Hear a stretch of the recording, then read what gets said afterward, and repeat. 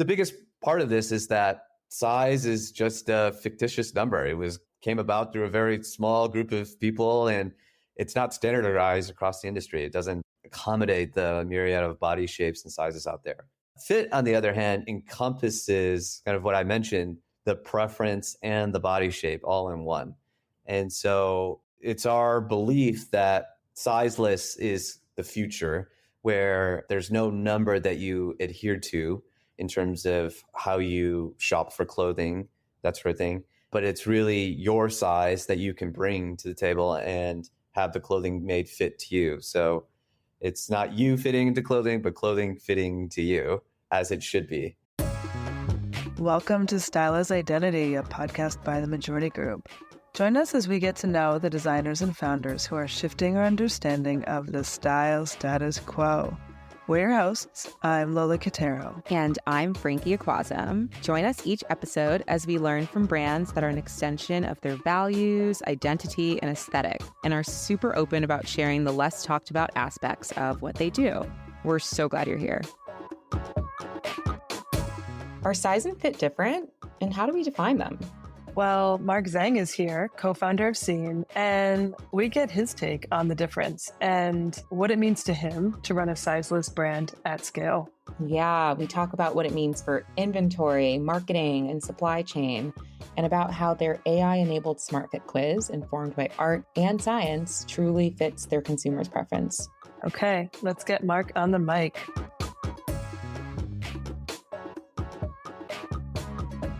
Hi, Mark. How you doing? I'm great. Thanks for having me on, guys. Always. Absolutely. Let's take it from the top. What is Sene and who is it for? Sene is for a person on the move every single day. This person may be an entrepreneur, an artist, a creative leader in whatever organization they're a part of. They transition into many different environments throughout the day. So some people may be going into the office and then to a business meeting or a dinner afterwards, or they're getting off their flight and going straight to a meeting, that sort of thing. So it's for somebody on the go for sure. And our most popular product, is made out of a material that's really stretchy and comfortable. It's wrinkle free and machine washable as well, which is why it's very suited for that sort of a lifestyle. Nice. Beyond the 5-year mark, it isn't super common to still have both co-founders part of a team. And it seems like you both have really started to find your roles and how to bring this to life, especially with a product that's both fashion and function, leaning heavily on tech. And so curious, were the roles that you play always clear, and how has your relationship evolved over the years? Yeah, it's a great question. Well, one of the reasons why we stick together is my co-founder is also my cousin. We are a family business. Family ties. Yeah, exactly, Family ties. exactly. Which, could be a double-edged sword. But I think before we got started, it was one of those things we talked through. It's not like, growing up, we had always shared about wanting to start a business together or anything like that. But when the idea came around, there was a lot of conversation around, we know that family can be tricky, especially when starting a business together. So we had a lot of those conversations. And at the core of it, we established and said upfront, look, the relationship is so much more important to us than just running the business together. And it's not just something that was said in the beginning, but oftentimes repeated over and over again and shown through our actions as well. So I think that really helps.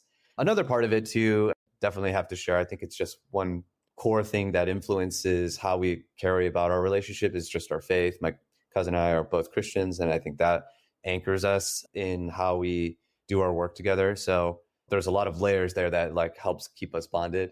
But of course, there are ups and downs. It's not flowery and everything like that. I think starting a business together, as we often like to say, is getting married up front without a lot of the dating process that you might have.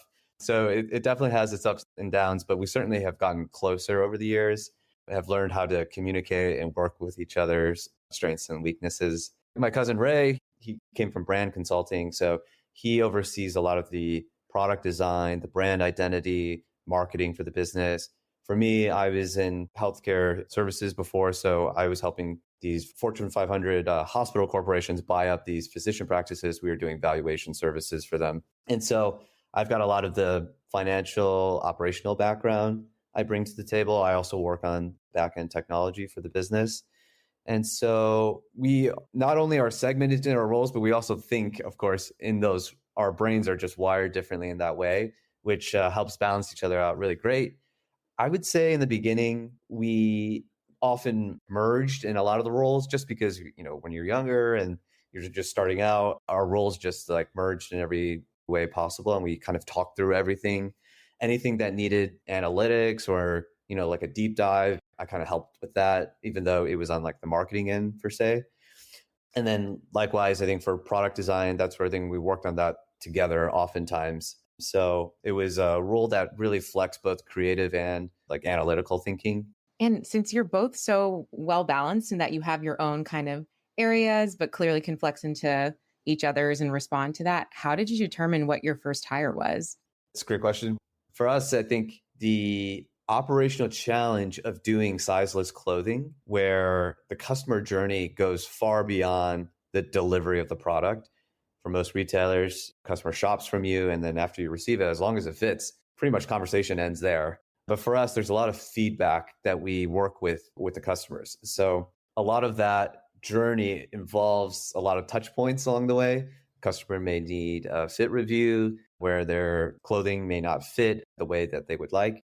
And so that definitely took a lot of our time for sure. And so our customer service team member was definitely our first hire, and just being able to ensure that that touch point is taken care of. Customers are getting feedback or a response from us right away, and they feel like that the service aspect of the business is really well run. So that was definitely our first hire. Yeah, that makes a lot of sense. So it seems like you're both really rooted in a shared value set. Early on, you had this retail store and then you pivoted. You're nimble, trying out different versions, but it seems like you're always rooted in this one vision. And so what did that look like when you were realizing that the retail store wasn't working and you had to make that pivot? What did you take with you today, and what did you decide to leave in the past from that? Yeah.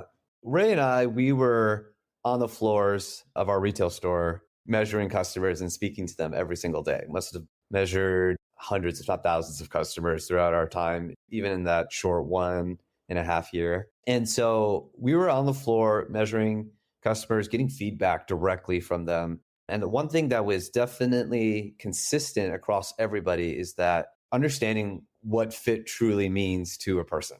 It's easy enough to look at trends and say that fit is maybe a style, and say maybe it's like a loose fit, which is a little bit more common these days, of course, or it's like a high rise, or for a suit jacket, it's a specific length or something like that. But our time on the floor and having our ear to the ground and really getting that direct feedback allowed us to hear that fit is really preference in addition to, of course, the actual measurements and having it fit the person.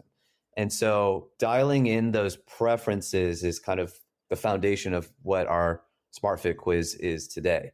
Understanding that customers have specific styles that they'd like, but there's different ways that they would prefer for it to fit on their bodies. It's a bit of like an art and science there, right? The science part is actually just their actual body measurements, but the art part is just the preferences of the customer. And that part was true in this retail store, and it is true today. It's why fit is so difficult, because you're not only addressing the diversity of body shapes out there, but it's also the individual preferences of the customer. So that's definitely one through line I see from the retail store days.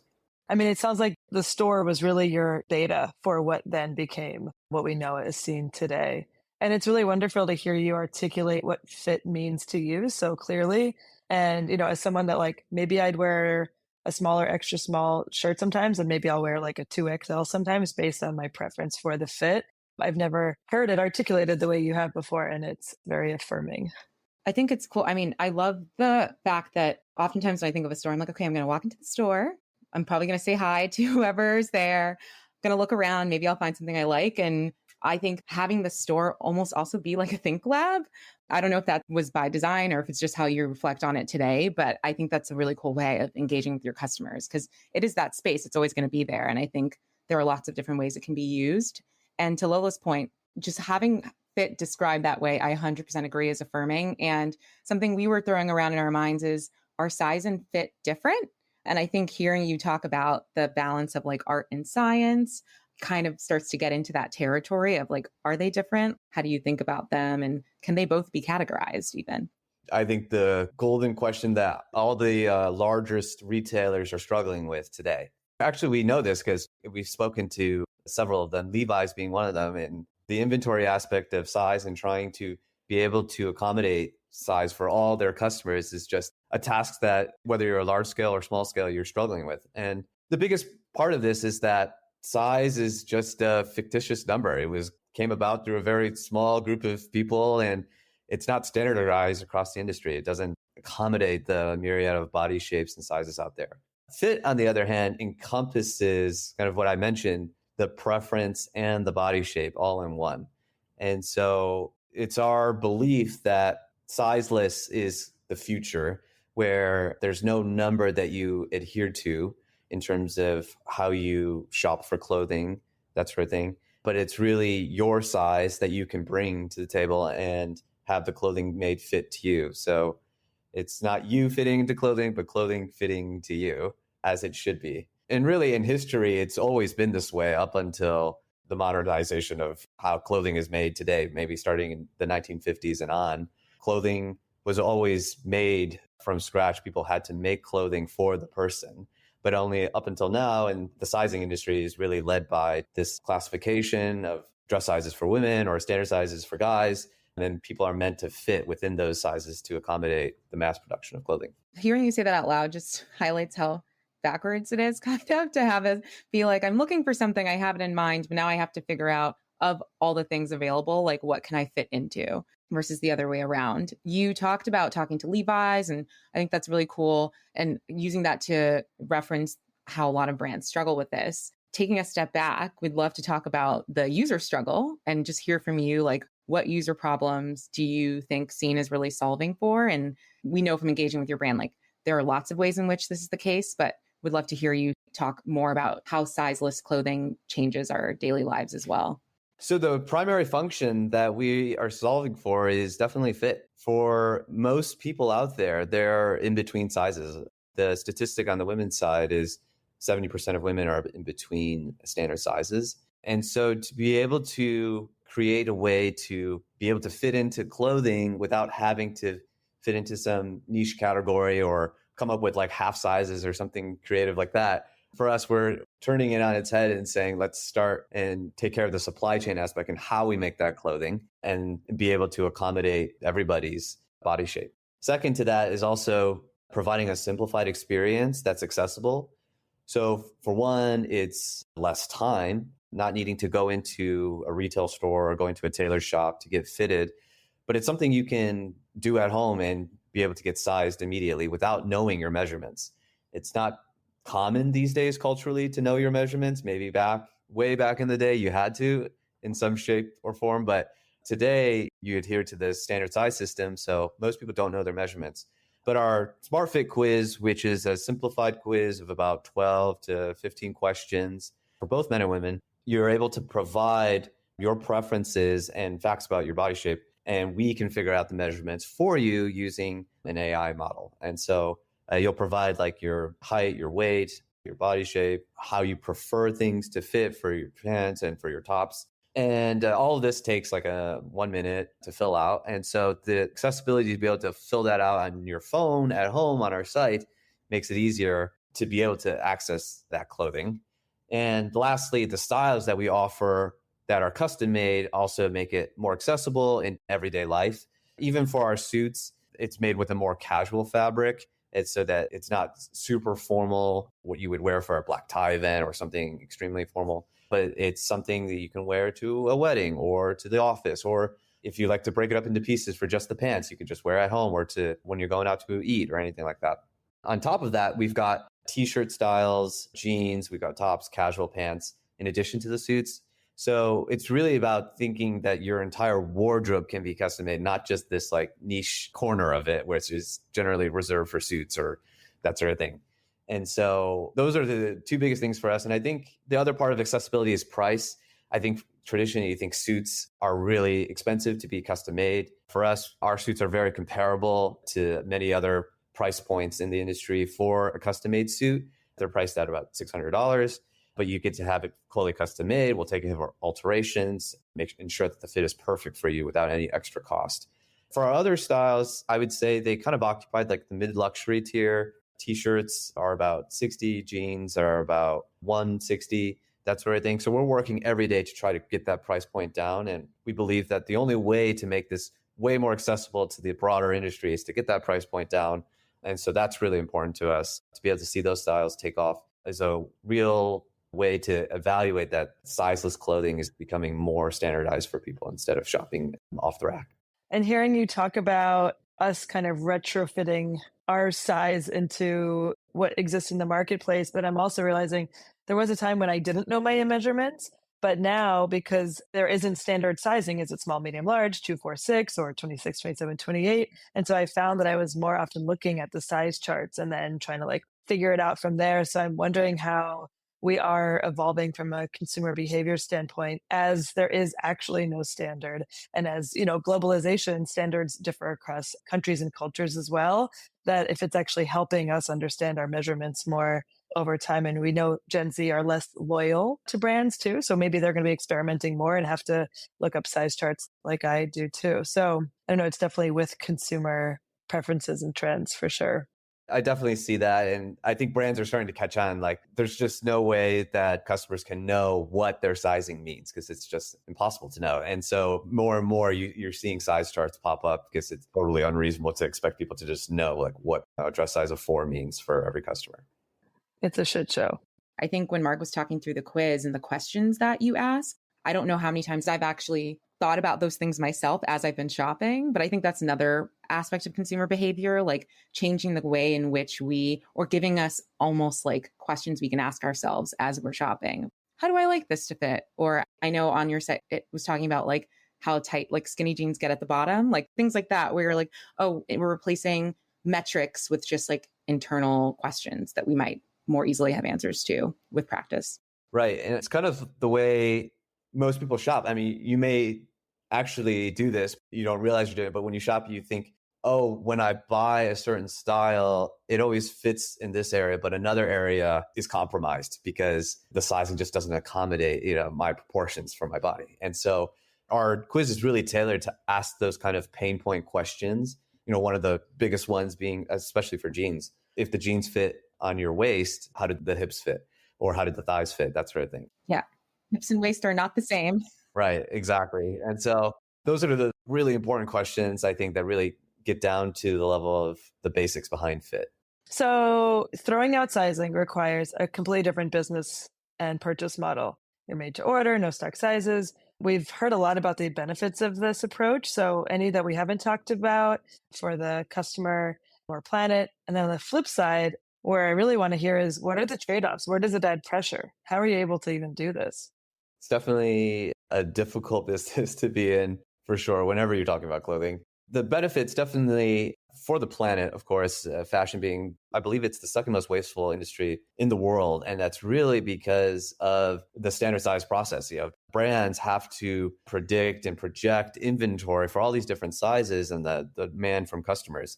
And what ends up happening is that clothing is overproduced. What's very common is at the end of season, that clothing is thrown out. And so for us, the clothing is made one for one. We don't make the clothing unless a customer orders it. So it's on demand manufacturing. So a customer comes to our site, they fill out the quiz. The clothing is only made after they purchase, and then it takes about anywhere from 3 days up to 2 weeks, depending on the style for us.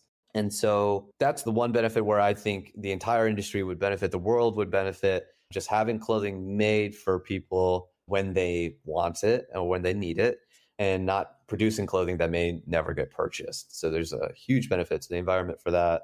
The other aspect of it also is like inherently kind of when you get something custom made for you, it's more of an investment piece that is more likely to last longer for you. Our style is also more timeless.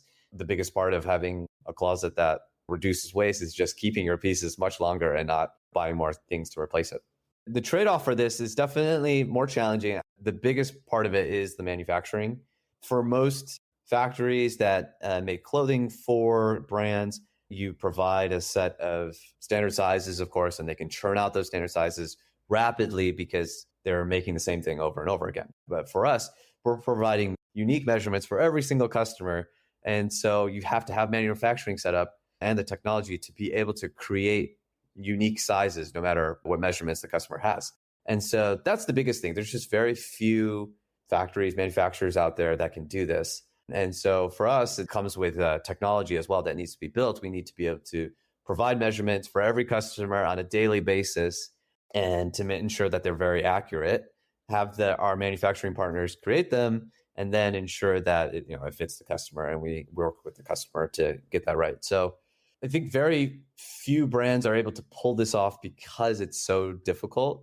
And we know that some of the larger brands that we have spoken to, they're trying to solve this challenge, and they have their eyes set on sizeless clothing because they know that it's the only way to truly solve the problem. They've tried all different types of inclusive sizing and providing it within a standard size range, but it still has the inventory problem, the ability to project demand for inventory. It's a big problem no matter what scale of a brand you are. And so it's just very difficult to do. They have all the resources in the world, but they're still not able to pull it off. It sounds like, so you have manufacturing partners. So it sounds like you didn't build that from the ground up. You found a ambitious or open for new things partner. And then it also has a tech component. So was that something that you found that existed, or did you have to create that yourself?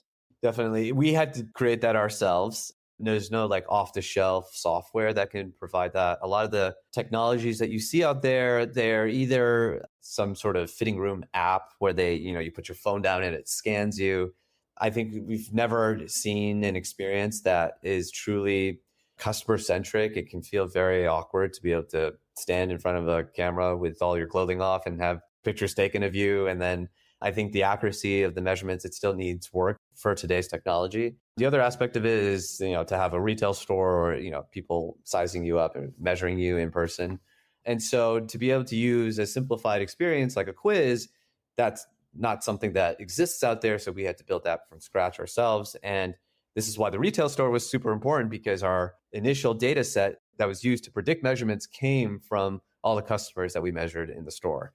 And so we had that feedback built in already, that feedback loop that was coming from customers that were getting measured in store, but we simply transitioned it to a simple experience online. And we were able to provide measurements for our initial batch of customers, and they were able to give more feedback. And that was the start of how we continue to improve our model.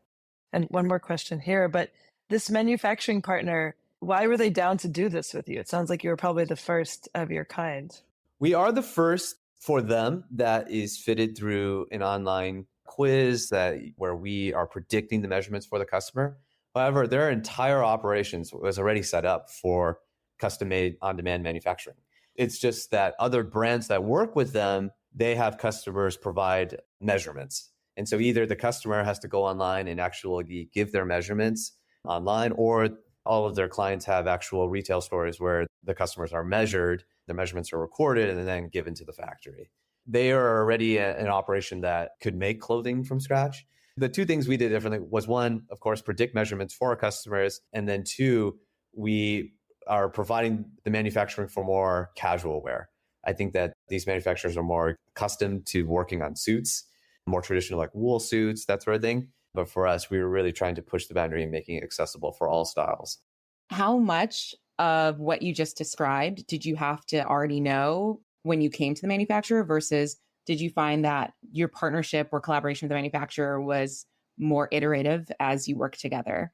It's a good question. So I think that for us, definitely understanding the kind of fit that we kind of talked about of the art and science, that was something we definitely needed to know coming to the table, because the manufacturer, what they do is they simply take whatever measurements we give them. And so preferences was something we had to build into the prediction of measurements. And so they weren't able to help with that. We needed to know that for our customers. And the manufacturers, they do understand the technical aspect of it. They understand materials. They understand how the clothing can be put together. They understand construction, that sort of thing. And so that part was something that we collaborated on. We rely heavily on the quality aspect of how the pieces are made from them. But in terms of understanding the actual measurements the customers need to have clothing that fits to their preferences, that's something we had to know coming to the table. What I love about this, and so we've been spending so much time here because you have been able to do this at scale and it is so distinct. we talked to a lot of brands where these manufacturing partners, right, they hear a lot of no's when they're trying to do something new. And then finally they find the right ideal partner. What I'm hearing from you talk about this scenario is like you found a partner that was doing the thing you really needed them to do, but you're almost offering them a way to expand their operations and make it more efficient at the same time. So for a manufacturer that is interested in doing those things, you are an ideal partner there. And so, yeah, it feels like, I mean, I don't know what those conversations were like. I'm sure you probably didn't get all the yeses all the time, but it really feels like you are helping them evolve as well and make more money. Absolutely. I think a lot of the no's that we got are just people who are manufacturers that like would take too long to make clothing. And for us, in order to make sizes, our goal really is to make sizes clothing accessible to everybody. And so when a manufacturer says it'll take 6 weeks, it's just not acceptable on our part because you're never going to get people excited about something that takes 6 weeks long to make. For us, we want to push that boundary and show people that the technology these days allow us to get custom made clothing faster and faster. It's definitely a part where for our current manufacturer, seeing the casual styles get custom made and to see us reach an audience where it's not people who want to customize their suit down to every little detail. It's about just an everyday customer who's on the go, who's on the move, and they want to wear clothing that is suited for their everyday life. For them, we're definitely a unique client for them in that way. Shifting gears a little bit, the other aspect that fascinated us was, to convert someone to sizeless, essentially custom clothes, you need to know their size, like we've been talking about. But your SmartFit quiz plays such a role in the customer buying journey. And it made us think that it's a little bit more like a B2B model where a lead is created at the completion of a quiz, then you work to nurture and convert them. And while you're not necessarily a subscription service that relies on LTV predictions, lifetime value of a customer, I imagine that you have really strict eyes on cost per lead, cost per acquisition, and then also LTV. I mean, you're investment backed. So all these numbers are, I'm sure, questions you get all the time. But what have you learned about your customers over the years that really inform which KPIs to prioritize and to focus on when you could look at every KPI and vanity metrics? What's the one that keeps you focused on your vision? We have core KPIs for sure that we definitely keep our eyes on. And I think one of the ones that we have, like you mentioned, outside of what maybe most retailers might have, is that cost per lead. We have this extra step in the funnel, a little bit more information we get from the customer to see how they heard about us, and they're able to provide information about their sizing through the quiz. And so they come to our site, they take our quiz, and we look at what it costs for a customer to take the quiz. We ask a question at the very end to get a little bit more information from the customer about how they heard about us. That's a very key metric that we rely on. And then, of course, the classic metrics of lifetime value and cost per acquisition, very important for us. I think the biggest thing that sets us apart also from other brands is just to see how the customer buys into the vision of sizeless clothing. And the way we look at that is that the percentage of customers that end up buying more than one style from us, because if they buy one style and then they buy another, trusting that we are able to fit them with unique measurements, we can see that they're buying into this new way of getting fitted for clothing. And so a lot of that you can see through our ads. We get a lot of feedback through the advertisements that we do. For instance, a lot of the questions on our quiz are shaped just through feedback from customers. There's just talking on our ads, getting in our community. And so they might be saying, well, I have this kind of a pain point that I experience all the time. And if there's something that we see more and more, we may just add that question to our quiz. In addition, the diversity of models that we show in our ads, we get a lot of feedback in our ads. They say, well, I love this concept, but I'd like to see somebody that looks like me in the advertisements as well. And so even though the ads start at the very beginning of the funnel of the customer's journey, a lot of the downstream metrics, such as cost per acquisition, LTV, are affected by what we show in our creatives up front. And so it's really important for us to keep an eye on all those things. It all leads back to just what the customers see and how it makes them feel. Yeah. You talked about customers buying into the vision, which is a very owner mindset way to talk about your customers, which makes sense given how involved they are in the process to get what eventually will fit them. Another community, let's say, let's call them community of people that have to buy into your vision somewhat are your partners and collaborators. And, you've partnered with Emma Lovewell, you've co-launched new lines with Ashley Tisdale and Ryan Panetta. So what do you look for in collaborators, and what are the signals that someone may share, like Sene's vision? Definitely with all of these collaborators, the one through line with all of them is that as soon as they heard the concept, they bought in immediately. They themselves struggle with fit as well, but also they know, especially for their audience, that this is something that the world needs to hear about. And immediately, once they get their first sample, they try it on, they fill out the quiz themselves. They go through the journey just like any of our customers do. They put the jeans on, and the first reaction that they have is, this is just unbelievable. How could something predict measurements matched to my body? And so we really look for that in any of the partners that we have. The other part of it is that they are excited about just bringing it to their audience, show their customers that this is a future that the entire world can have in the future. And so I think those are the two things that we look for. And it's really important that they buy into those things because it helps us be aligned. And then in addition to all of that, of course, we look to be creatively aligned in terms of just the aesthetics and the pieces that we offer. Our clothing is less trendy, more minimally designed, and more timeless, and can be worn as a capsule. All of our pieces go with each other. They fit together. And so the aesthetics and the creative vision needs to be aligned as well. So that's the similarities we see with all three of those collaborators. This is fantastic. Yes, I learned so much personally. I learned so much. Sizeless is the future for sure. Thank you so much, Mark, for talking with us today. And we're just really grateful to have your time. Yeah, it's my pleasure. I really enjoyed it. Thanks, Mark. Damn, I love these brands. Same. I mean, I love that they're just into getting on a podcast and having a very real conversation about what's enabled their brand to survive. I love it. Okay, let's keep learning together. And all you out there, if it's in your journey to make a purchase today, check out some of the brands we've been talking to. And if it's in your journey to show us some love, hit that subscribe button. See you next time. Bye.